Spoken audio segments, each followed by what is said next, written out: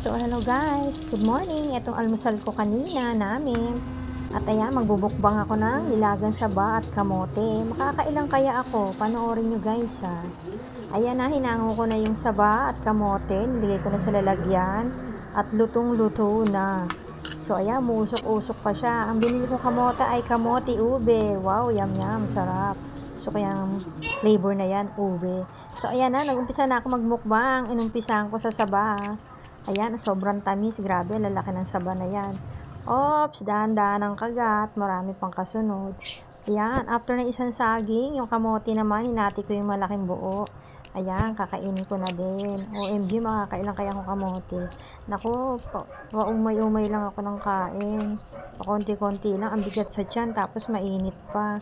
So, ayan. Mukhang hindi ko mauubos yung kamote. Ang bigat na ng tiyan ko. Sa saba pa lang, busog na ako.